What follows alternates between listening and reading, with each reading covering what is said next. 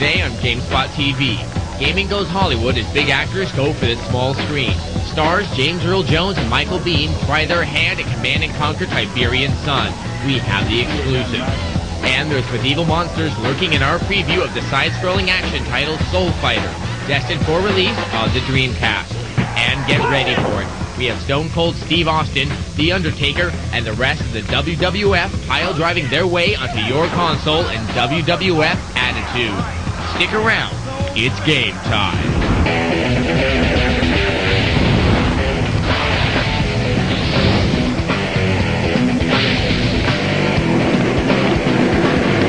Hello and welcome to another edition of GameSpot TV, your ultimate guide to computer and video games. I'm Lauren Fielder. And I'm Adam Sessler. Now, Westwood Studios is utilizing Hollywood's star power to spruce up the in-game movies for Tiberian Sun. Now, while celebrities are found in games pretty often these days, we still wanted to go and check it out. Breakdown. I'm rolling video. Action!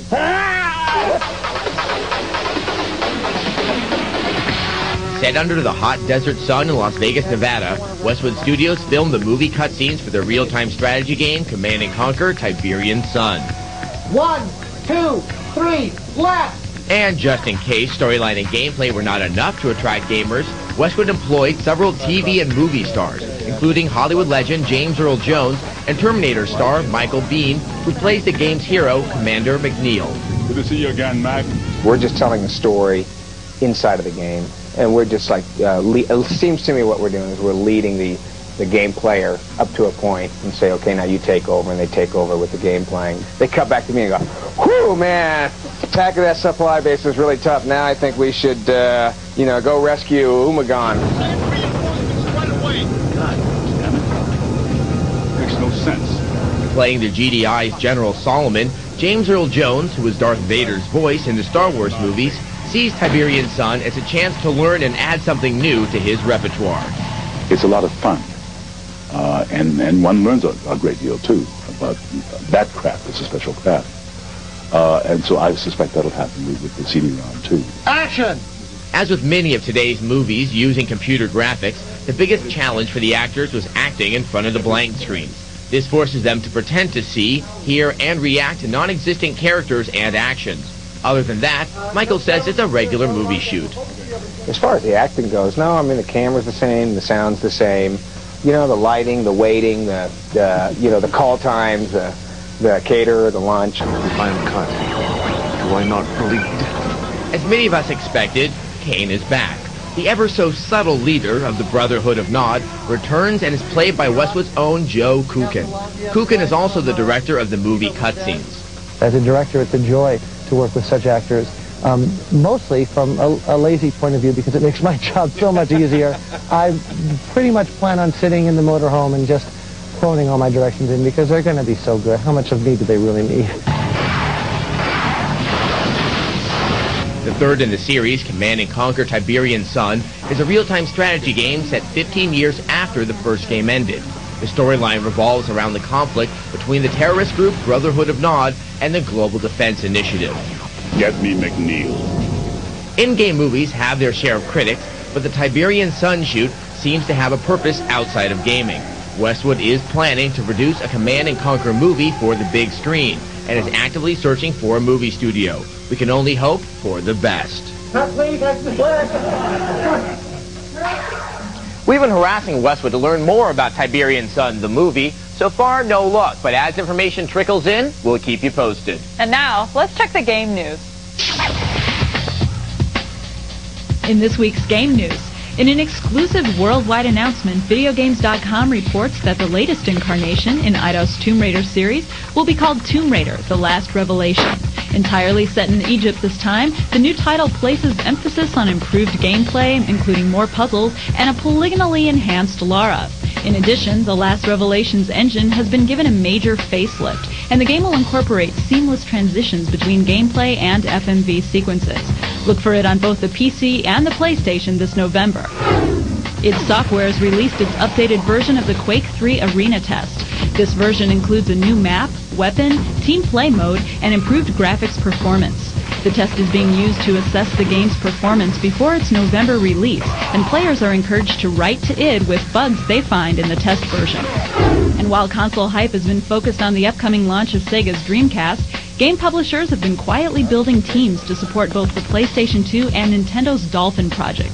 Recently, announcements from Titus, Square, Koei, and Acclaim all imply support for the development of titles on both of these next-gen console systems.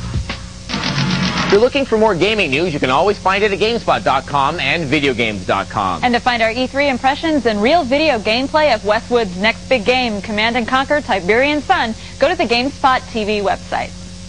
Coming up on GameSpot TV, grab your quarters as we head for the arcade to look at Atari's latest machine in the Rush series, San Francisco Rush 2049. And the elves and humans are at war in our review of Might and Magic 7 for Blood and Honor for the PC. Plus, get ready for mayhem with our preview of WWF Attitude.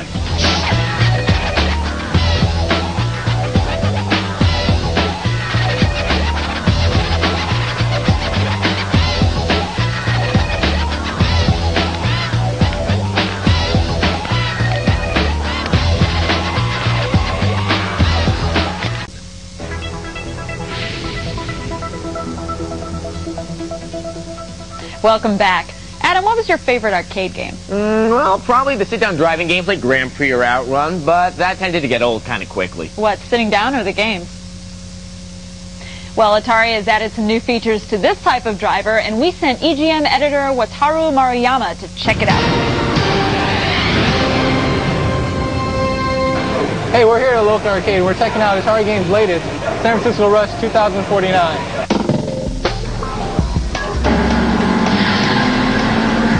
The latest in the Rush series places the player 50 years in the future, and you become a sort of ultra-modern gold prospector in a really fast car. The goal of this racer is, of course, to finish first, but you have the added objective of collecting gold coins in underground mines located throughout the city. There are 4 new tracks in this version of Rush, as well as numerous shortcuts, though we found the shortcuts to be a bit longer than they should have been. One of the new features of 2049 is the keypad entry system. It allows you to enter a phone or PIN number, and it saves your name, your preference, and also what type of car you selected or what type of automatic or manual transmission that you want. It also networks the information, so you're competing with best times from all across the country. With its beefed-up hardware, force feedback steering wheel, and the ability for arcade owners to link up to 8 machines, San Francisco Rush 2049 is sure to be a must-have. Look forward in arcades this August. And now, out of the arcade and into the future. The cult classic game System Shock is going into its second incarnation, and we have the preview.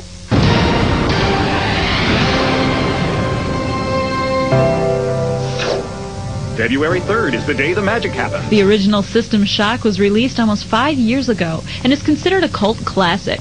Since then, Shock's loyal fan base has been clamoring for a sequel. Well, it looks like the squeaky wheel does get the grease because System Shock 2 is soon to be released. Imagine being able to travel to distant star systems in a period of weeks. Like the original, System Shock 2 can be considered a first-person shooter with heavy role-playing elements. And like its predecessor, Shock 2 will use a system of email, logs, and cutscenes to tell the story. In addition, gamers will also see ghostly apparitions who will act out past events. Please, let me out of here. While System Shock 2 will be an interesting single-player experience, it will also support up to 4 players in multiplayer mode and offer a co-op mode for those players who enjoy working as a team. I am Showdown. And of course, fans of the original can look forward to the return of Shodan, the computer personality that terrorized players and made it hard for gamers to sleep at night. Look for Shodan when System Shock 2 is released August 11th. From supernatural space odysseys to the classic Quest, our next game takes you into the realm of fantasy. So, prance through a land of elves and goblins. We have Might and Magic 7 for Blood and Honor on the grill. Might and Magic 7 for Blood and Honor follows the same formula as past games in the Might and Magic series. There are a lot of monsters to fight, lots of quests to undertake, and lots of levels to be gained. But this time out, New World Computing has added something that had been lacking in previous versions, a cohesive story. Killed at least half a dozen of them. Might and Magic 7 takes place in the Heroes of Might and Magic 3 Kingdom of Arathia. Humans and elves are at war. And as a Lord of the Realm, you are responsible for naming a successor after the Arbiter of War dies. Your decision will have a dramatic effect on the rest of the game. Each side has advantages and disadvantages. Areas that may be safe for the followers of light are treacherous for the followers of dark, and vice versa. Graphically, the engine is crude by today's standards, and even with 3D acceleration, the game doesn't look that great. However, character portraits have been improved, and the animated renderings when you enter a building are really nice. Please be on the lookout for our missing contestants. The combat system remains the same as in number 6. Players can alternate between real-time combat and turn-based combat, and gamers should prepare for a lot of combat. Overall, Might and Magic 7 is an enjoyable and compelling game that doesn't stray far from the Might and Magic formula. Ron Doolin of GameSpot.com gave Might and Magic 7 Blood and Honor a rating of 8.3 out of 10. Run for your lives. Are Bats Maru and Pandava getting the best of you? Well, I'm having real trouble seeing all of Kitty's different outfits. Don't fret, Adam. This cheat may just help you out. All right. Having trouble getting past those cute yet frustratingly difficult levels in Hello Kitty's Cube Frenzy? When the push start graphic appears on the title screen, press up, up, down, down, left, right, down, up, and you will hear a sound. Then press start, and you'll be able to access all characters, hidden modes, and most fulfilling of all, discover whatever became of Bats Maru and the ending FMV sequence. Coming up on GameSpot TV, you better recognize just who the hell they are. We have D'Lo Brown, Stone Cold Steve Austin, and The Undertaker in the upcoming release of WWF Attitude. And we're going on an epic journey in our review of the medieval strategy title, Total Annihilation Kingdoms.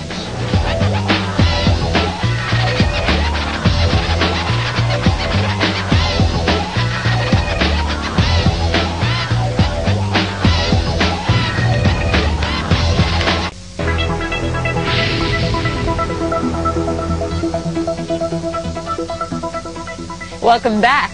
It's time for some pile-driving action with the likes of The Undertaker. Yep, if you haven't guessed already, we're responding to your endless stream of emails. It's soon to be released, so we're showing you a preview of WWF Attitude for the N64.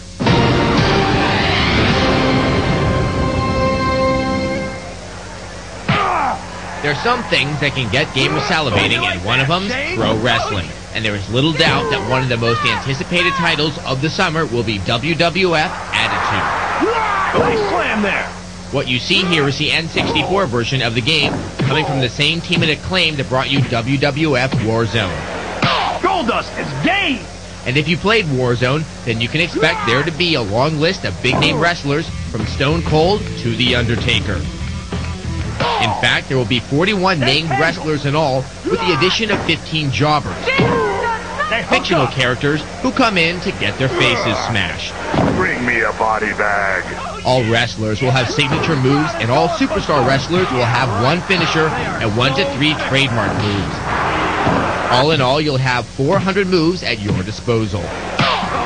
Unlike in Warzone, weapons will be available at all times. You can turn them on or off, or just grab a chair or table and swing with all your might. The creative player mode has been expanded. You will now have separate eyes, noses, and mouths to choose from, as well as moves, including the signature moves. In effect, you can make a wrestler that plays like a combination of all your favorites. Cow Patty's in a tough spot now. On top of all this, you can save your creation and truck on over to your friend's house for a rumble.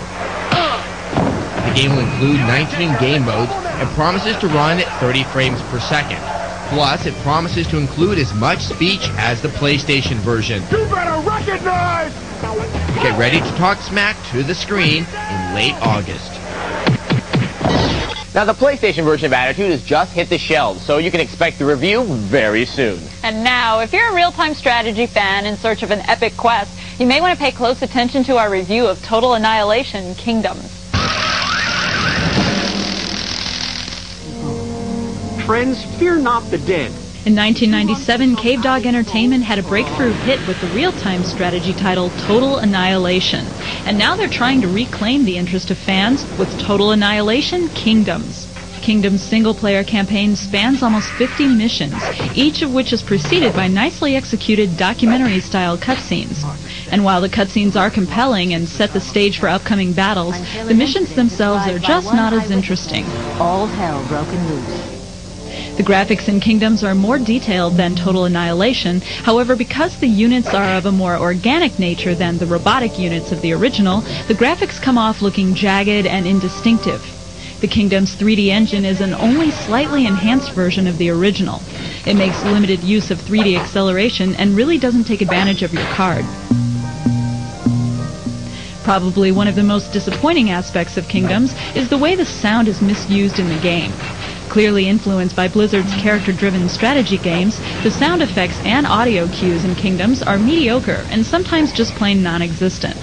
Better sound would have gone a long way in giving the game a personality and depth. Overall, while Kingdoms does include 4 different factions and an interesting story, the gameplay just doesn't stack up to the original. Greg Kasavin of GameSpot.com gave Total Annihilation Kingdoms a rating of 6.6 out of 10. You know, Adam, there are plenty of games developed for both the PC and the console. There's Tomb Raider, Rogue Squadron, a bunch of sports games. Yes. Just a couple. Well, some of them are good, and some of them do not translate all that well. Now, Command & Conquer has made it to the N64, so how will it fare? Real-time strategy has been a staple of PC gaming for years, but whenever these games have tried to make their move to a console system, the result is always lower resolution and shoddy controls. Command & Conquer for the N64, while having some clunky qualities, almost manages to skirt these problems. Affirmative. The story is an involved one, detailing the loveless relationship between the GDI and the Brotherhood of Nod. And like any real-time strategy game, it focuses around resource management. You earn money by harvesting Tiberium and turning it into everything from machine guns to tanks. Those who are familiar with the previous console versions of Command & Conquer should be pleasantly surprised with its presentation on the N64. Completely in 3D and supporting the expansion pack, it's much easier to tell if you're looking at a minigunner or a grenadier. The speed and frame rate vary throughout the game. It almost scrolls too fast in the beginning of missions, but starts to get choppy when major confrontations occur. The control is the best thought out for a real-time strategy game on a console. The C buttons are used to assign and recall various teams, and the analog stick controls your pointer, though it's not as precise as the mouse. The game features both campaigns from the original game and some separate special ops missions, and while the game lacks multiplayer, it is sensible since the split screen would prevent surprise attacks. All in all, if you can handle clicking and dragging with the analog stick and the A button, this Command & Conquer is worth checking out. Jeff Gertzman from VideoGames.com gives it a 7.6 out of 10. For the full review of Command & Conquer for the N64 and the full preview of Tomb Raider: The Last Revelation, go to the VideoGames.com website. And if you want to watch the real video of WWF Attitude again, just go to GameSpot TV's website, where you'll also find our interview with D'Lo Brown. He stopped by the GameSpot TV office and gave us the scoop on what's going on. Coming up on GameSpot TV. Having trouble with your moves? We have a strategy guide for air guys. And there's medieval monsters lurking in our preview of 3D action title Soul Fighter, destined for release on the Dreamcast.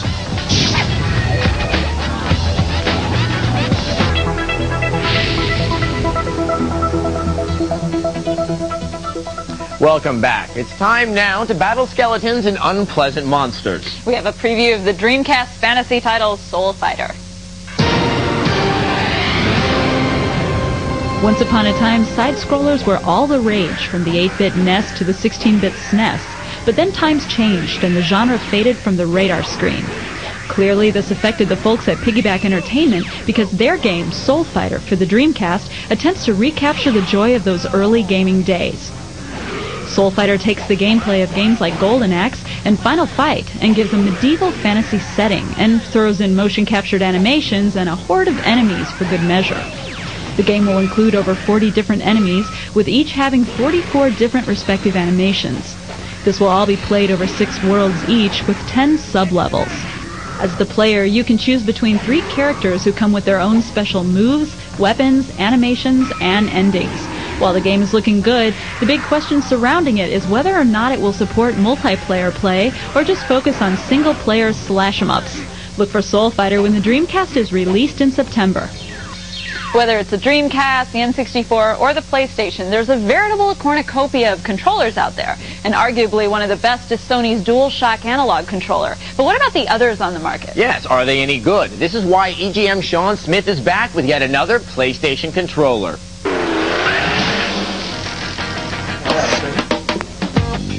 If you're looking for a new PlayStation controller and you want an all-in-one package that has dual analog support, shock support, and motion sensing technology, then take a look at the Tilt Force 2 by Pelican Accessories. On top of having all the standard features you'd expect in a PlayStation DualShock controller, the Tilt Force 2 also has motion sensing technology, which means you control games by moving the controller up and down and left and right. For $30, the Tilt Force is a high-quality DualShock type controller by itself. The motion sensing technology is really a bonus. I think the DualShock analog controller still holds its own. I think so, but even with a great controller, you still can have problems with the mini games and air guys. So we have some expert gamer tips for you.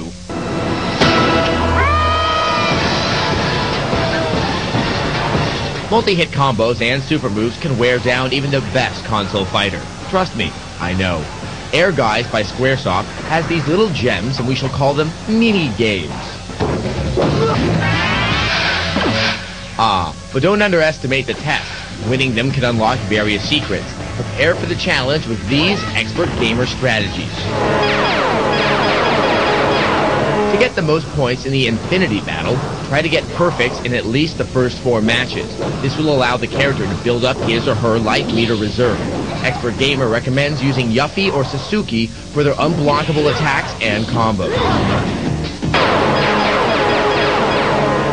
The strategy in winning the Battle Runner minigame is avoid fighting, just run the race. During the race, run close to the inside, set the laps to 3, and choose the basic loop for an easier win. If you're a fast button tapper, you're a Battle Beach shoo-in. Winning all the events unlocks a new character costume. Go! Another tip is to beat the opponent at the start. The player must start tapping the buttons at the exact time the announcer says go. Battle Panel is like a fast-paced game of Othello. To win, you must surround your opponent's color with your color. It's probably the most challenging of the mini-games. To get the edge, quickly analyze the board. Attack your opponent to slow him down, and concentrate on getting the edge and corner pieces. So, fighting fans, don't get intimidated. Give your brain a little exercise, because in these mini-games, size doesn't matter. If you want more strategies, just pick up an issue of Expert Gamer. And for more game help, drop by the GameSpot TV website for cheat codes. And if you want to chat with me and Lauren, join us on the web every Tuesday at 8 p.m. Eastern. And don't forget to enter our Pokemon contest, where you have a chance to win a Game Boy Color and more. Go to our website for more information. So until next week, bye.